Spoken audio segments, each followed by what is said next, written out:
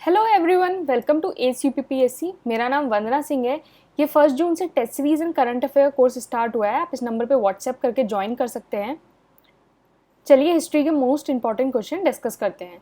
Question number 1, which of the following act was passed in 1856। तो यहाँ आपको कुछ एक्ट गिवन है, आपको बताना है कि कौन सा एक्ट 1856 में पास हुआ है। First, religious disabilities act. Second, Sati prohibition act.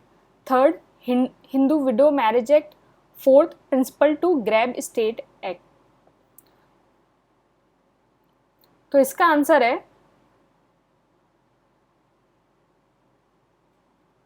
Answer B 1 and 3। तो 1 एंड 3 जो एक्ट है वो 1856 में हुआ है। 1 मतलब रिलीजियस डिसेबिलिटीज एक्ट और हिंदू विडो मैरिज एक्ट। तो बेसिकली जो रिलीजियस डिसेबिलिटीज़ एक्ट था वो 1856 में पास हुआ था। उसका मेन काम ये था कि जितना भी मतलब कोई भी ह्यूमन है उसकी सिविल राइट को प्रोटेक्ट करना, जो लोग हिंदुज़म से कन्वर्ट हुए हैं, मतलब कोई भी लोग अगर हिंदुज़म से कन्वर्ट हुए हैं तो उनकी सिविल राइट को प्रोटेक्ट करने के लिए रिलीजियस डिसेबिलिटी एक्ट 1856 में पास हुआ था। और हिंदू विडो रीमैरिज एक्ट मतलब जो विडोज़ हैं वो दोबारा विवाह कर सकती हैं, उसके लिए ये एक्ट पास हुआ था 1856 में। बेसिकली ये जो एक्ट था वो एक रिस्पॉन्स था कि जो ईश्वर चंद्र विद्यासागर ने जो कैंपेन स्टार्ट किया था फॉर द विडो रीमैरिज, उसका ये रिस्पॉन्स था, ये एक्ट जो पास हुआ था 1856 में। जो सती प्रोविजन एक्ट है वो 1829 में पास हुआ है। और प्रिंसिपल टू ग्रैब स्टेट और बेसिकली जो डलहौजी की पॉलिसी थी वो 1848 में इनेक्ट हुई थी। तो इसका आंसर है बी 1 एंड 3, मतलब religious disabilities act and Hindu window remarriage act वो 1856 में पास हुए थे। Question number 2, Satyashodhak Samaj organised. इसका आंसर है answer C, anti caste movement in Maharashtra. तो बेसिकली जो सत्य शोधक समाज है वो बेसिकली था कि जो एंटी कास्ट मूवमेंट था महाराष्ट्र में उसके लिए ऑर्गेनाइज हुआ था। बेसिकली सत्य शोधक समाज जो है वो ज्योतिराव फूले ने फाउंड किया था और ये 1873 के अंदर फाउंड हुआ था। तो क्वेश्चन नंबर 2 का आंसर हो गया C, anti caste movement in Maharashtra. Question number 3, arrange the following in chronological order. 1 Tulsidas, 2 Raja Ram Mohan Roy, 3 Swami Vivekananda, 4 Dayanand Saraswati. तो यहाँ आपको कुछ पर्सनालिटीज़ गिवन है, आपको इनको क्रोनोलॉजी में लगाना है कि इनके एग्जिस्टेंस के अकॉर्डिंग। तो इसका आंसर है आंसर बी 1 2 4 3। तो सबसे पहले तुलसीदास, वो 16th सेंचुरी में उनका बर्थ हुआ। And then Raja Ram Mohan Roy 1772, and then Dayanand Saraswati 1824, and then Swami Vivekananda 1863। तो क्वेश्चन नंबर 3 का आंसर हो गया B 1 2 4 3। Question number 4, what did the act 5 of 1843 make illegal. तो जो एक्ट 5 है 1843 का, उसने किस चीज़ को इलीगल बनाया। तो इसका आंसर है आंसर डी, स्लेवरी। तो एक्ट 5 जो 1843 है उसने स्लेवरी को इलीगल बनाया। बेसिकली जो एक्ट 5 है 1843 ये governor general lord Ellenborough के जो पीरियड टेन्योर है उसमें ये पास हुआ था। बेसिकली क्या हुआ, जो चार्टर एक्ट 1833 आया उसमें एक क्लॉज डाला गया कि हम जो स्लेवरी को एंड करेंगे। फिर फाइनली जो एक्ट आया 1843 के अंदर उसमें स्लेवरी को इलीगल घोषित कर दिया गया। तो क्वेश्चन नंबर 4 का जो आंसर है वो है D, slavery. Question number 5, who among the following had played an important role in passing Native Marriage Act of 1872। तो किसने बहुत इंपॉर्टेंट रोल प्ले किया था जो नेटिव मैरिज एक्ट ऑफ 1872 है उसको पास करने में। इसका आंसर है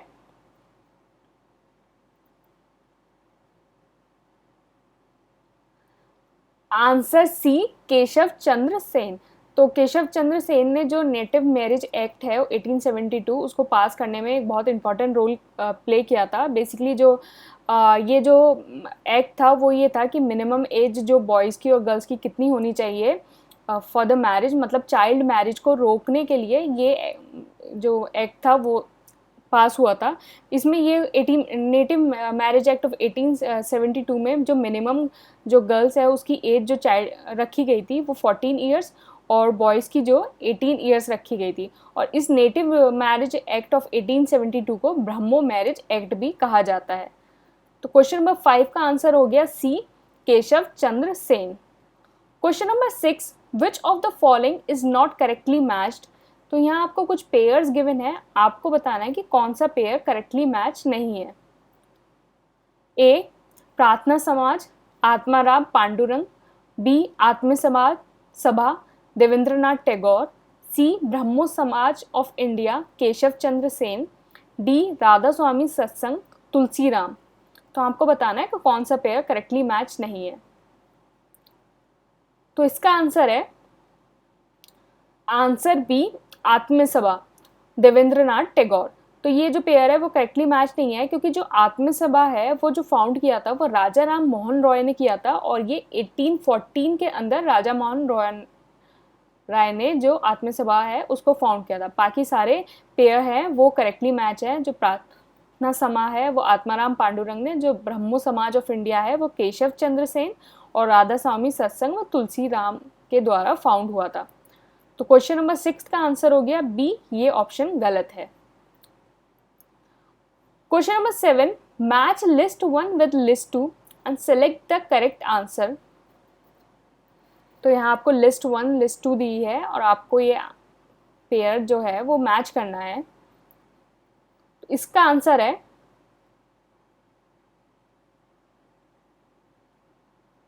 आंसर सी, 3, 4, 2, 1।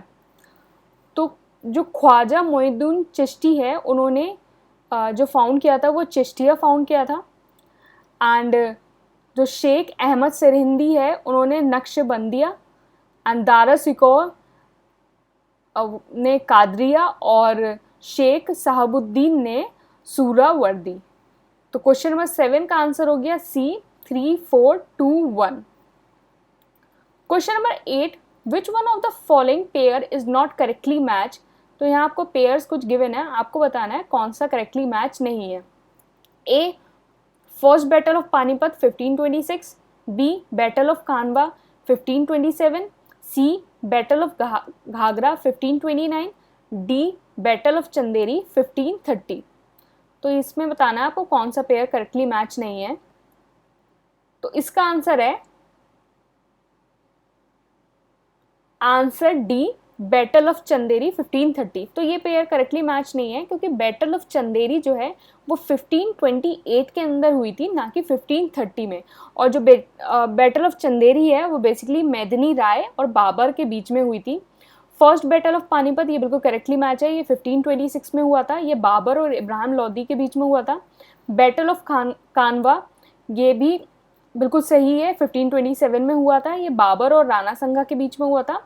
और बैटल ऑफ घाघरा 1529 में हुआ था, और ये बाबर और अफगान रूलर्स के बीच में होता। तो ये ऑप्शन डी गलत है, बैटल ऑफ चंदेरी जो है 1528 में हुआ था।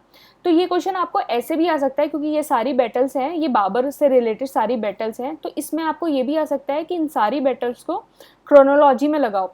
तो इसमें सबसे पहले क्या हो जाएगा, बैटल ऑफ पानीपत 1526, फिर then battle of Khanwa 1527, and then battle of Chanderi 1528, and battle of Ghaghra 1529। तो पानीपत, कानवा, चंदेरी एंड घाघरा। तो ये क्वेश्चन इस तरह से भी आ सकता है क्रोनोलॉजी में लगाने के लिए। तो क्वेश्चन नंबर 8 का आंसर हो गया डी, ये पेयर जो है वो गलत है। Question number 9, during which of the following battle did Babur declare जिहाद।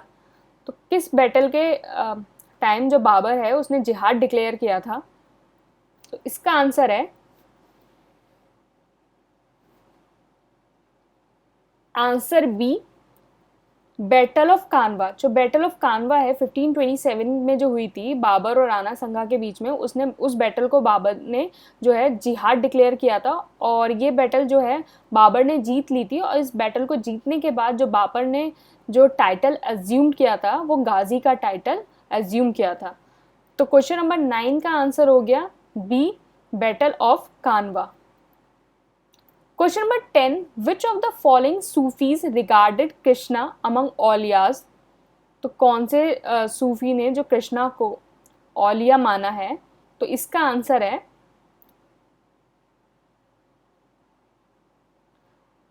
Answer A, Shah Mahmad Ghaus.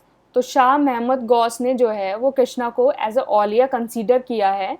और बेसिकली मतलब ये जो शाह महमद औल है, ये जो एक सिलसिला से बिलोंग करते थे और इन्होंने जो कृष्णा है उसको औलिया एक्सेप्ट किया। तो क्वेश्चन नंबर 10 का आंसर हो गया A. Question number 11, two statement labelled as assertion and reason, select the answer using code below. तो यहाँ आपको दो स्टेटमेंट गिवन है as a assertion and reason, आपको आंसर चूज करना है, select the correct answer. Assertion, Babur wrote his biography in Turki. Reason, Turki was the official language of the Mughal court. तो यहाँ आपको कोड चूज करना है कि कौन सा कोड सही है। तो इसका आंसर है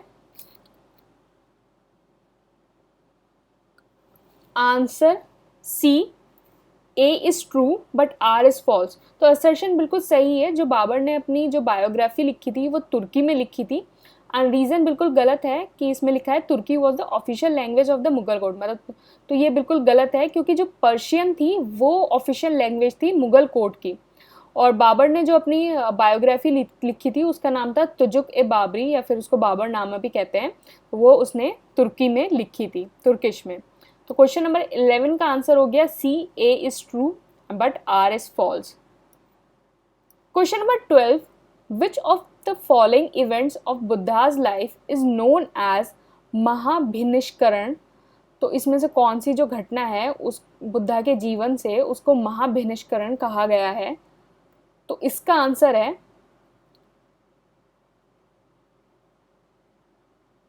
answer C, his departure from home.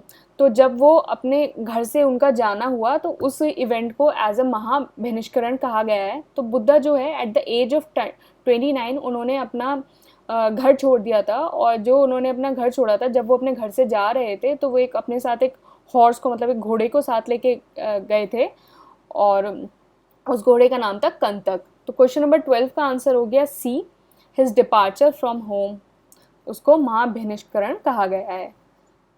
Question number 13, the inscription of which one of the following king give the information that Shakyamuni Buddha was born in Lumbini? तो कौन से इंस्क्रिप्शन से ये पता चलता है, किस किंग के कौन से इंस्क्रिप्शन से ये पता चलता है जो साक्यमुनि बुद्धा है वो लुम्बिनी में पैदा हुए हैं? तो इसका आंसर है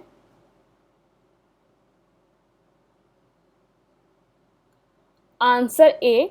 तो अशोका किंग के जो इंस्क्रिप्शंस हैं उससे पता चलता है कि जो साक्यमुनि बुद्धा है वो लुम्बिनी में पैदा हुए हैं। तो बेसिकली जो अशोका किंग का जो इंस्क्रिप्शन था, रुमिनिदई पिलर इंस्क्रिप्शन, उसमें ये लिखा हुआ है कि जो साक्यमुनि बुद्धा हैं वो लुम्बिनी में पैदा हुए हैं। तो क्वेश्चन नंबर 13 का आंसर हो गया A, Ashoka. Question number 14, Gautam Buddha attain Mahaparinirvana in kingdom of? तो गौतम बुद्ध ने जो अपना महापरिनिर्वाण जो प्राप्त किया वो कहाँ, कौन सी किंगडम में किया था? तो इसका आंसर है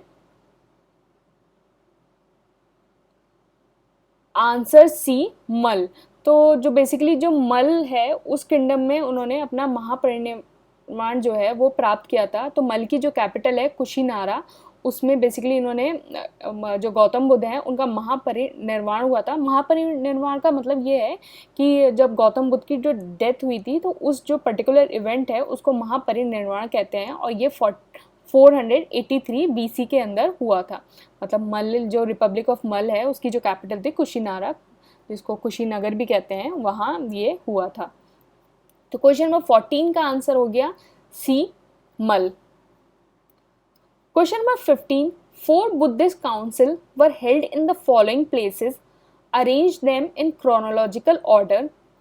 तो 1 वैशाली, 2 राजगिरा, 3 कुंडलवन, 4 पाटलिपुत्र।